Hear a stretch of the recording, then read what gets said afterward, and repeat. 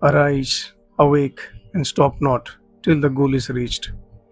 You have probably seen this line in a school textbook, an exam answer, a LinkedIn post, or stitched onto a motivational poster in a gym. It's one of the most repeated lines in Indian education, recited by students, quoted by coaches, printed on posters meant to make you work harder.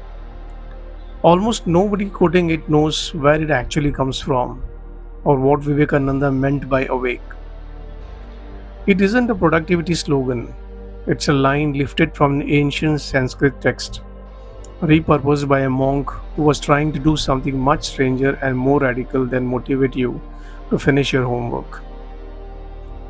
Convince you that the divine isn't somewhere out there to reach, it's already inside you, and you have simply fallen asleep to the fact. This is the real idea behind Vivekananda's most famous teaching, practical Vedanta. And once you understand what he actually meant, the gym portion version starts to look very small by comparison. To understand what Vivekananda was doing, you first need to understand what Vedanta was before he got to it. Vedanta is one of the oldest philosophical traditions in India, built on the Upanishads, an ancient text that explore the nature of the self, reality, and the relationship between the two. Its central claim, in its most distilled form, is something like this: the individual self and the ultimate reality of the universe are not two separate things. They are, at the deepest level, one and the same. For centuries, this idea largely lived where you would expect, in forests, hermitages, in monasteries, debated by renunciates who had given up ordinary life to pursue it full time. It was treated as a destination for spiritual specialists, something you achieved after retreating from the world, not something a working farmer, soldier, or merchant could realistically access. Vivekananda thought this was a tragedy, not because the forest dwelling philosophers were wrong, but because he believed they had buried something universal under thick layers of inaccessibility. His own teacher Ramakrishna had shown him something simpler.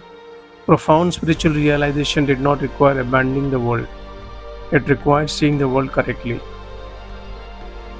So, when Vivekananda traveled to London in 1896 and delivered a series of lectures that would become known as Practical Vedanta, he was not introducing a new philosophy.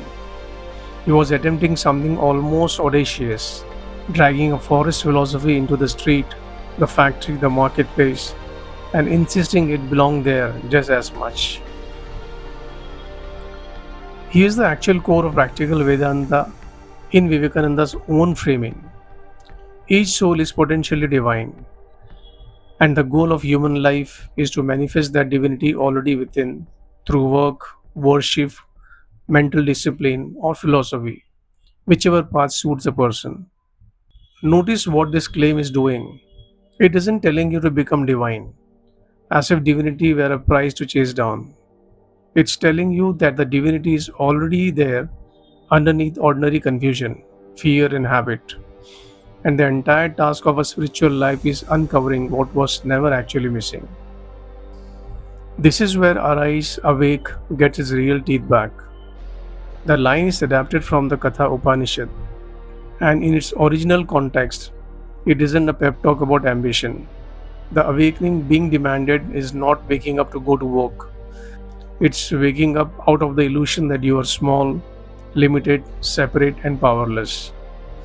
Vivekananda's blunt restatement of this was almost shocking for religious language at the time. He said that the only real atheism worth worrying about wasn't disbelief in God, it was disbelief in yourself.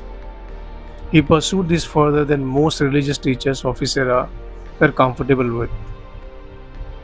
He argued that calling yourself weak, sinful, or a miserable creature was not humility.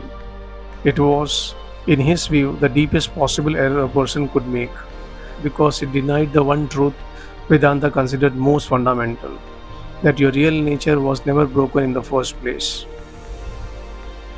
This is also why Vivekananda insisted Vedanta was not a private, individual pursuit, despite how personal it sounds. Because if every soul carries the same divine nature, then genuine love for yourself and genuine love for everyone else collapse into the same instinct. Selfishness in his framing is not a moral failing so much as a kind of confusion, a failure to realize that the other person you are tempted to exploit is built from the same substance as you. Vivekananda made a specific, almost provocative argument about where the deepest Vedantic insight had historically come from, and it wasn't where you would assume. He pointed to the Bhagavad Gita, one of the most important texts in the Vedantic tradition, and noted something simple but easy to overlook. The whole thing is set on a battlefield. Krishna doesn't deliver his teaching to a hermit in a cave, he delivers it to a warrior moments before a war, in the middle of violence, grief, and impossible decisions. Vivekananda's point was structural, not incidental. Across the Upanishads, some of the deepest philosophical material was not handed down by quiet priests. It came through people whose lives were anything but quiet.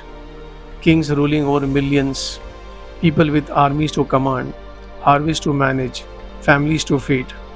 If philosophy this demanding could be lived out by people with that little spare time, Vivekananda argued, then the rest of us with comparatively enormous amounts of leisure by comparison have far less excuse for treating spiritual life as someone else's job.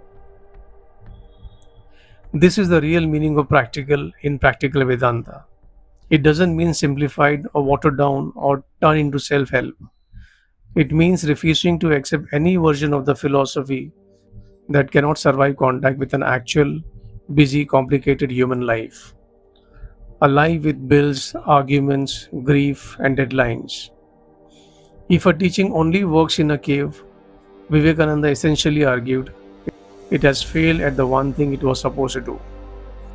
He carried this same insistence into how he treated the eternal everyday divide more broadly. Heaven was not a separate place you would go to later.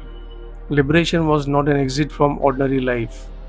It was ordinary life seen without illusion, while you continue doing exactly what you were already doing, just no longer mistaking yourself for someone small. There's one more piece that the gym poster version of Vivekananda always leaves out, and it's arguably the most important. For him, this entire philosophy was meaningless unless it produced service to others. This is the part that connects directly back to what we covered in his life story, the wandering monk, who saw poverty across India and refused to treat it as a separate issue from spirituality. Practical Vedanta was not just a theory about the soul, it was the philosophical foundation for the hospitals, schools, and relief work the Ramakrishna mission would go on to run for over a century. Because if every person carries the same divine nature, then serving a starving stranger is not a charity in the conventional sense, it's closer to worship. Vivekananda put this in terms that were almost confrontational for a religious audience. Better to reject any path, however lofty, that leaves you weaker, more fearful, or more selfish than before. Anything that produces real strength, courage, and capacity to help others, that in his framing is the only test that actually matters. So the next time you see arise, awake, and stop not till the goal is reached, stitch onto a motivational poster, you know now the much stranger claim sitting underneath it, that the goal was never out there to chase in the first place. It was a kind of forgetting you needed to wake up from, and the proof that you'd actually woken up was never going to be a personal achievement. It was going to be measured in how you treated everyone else.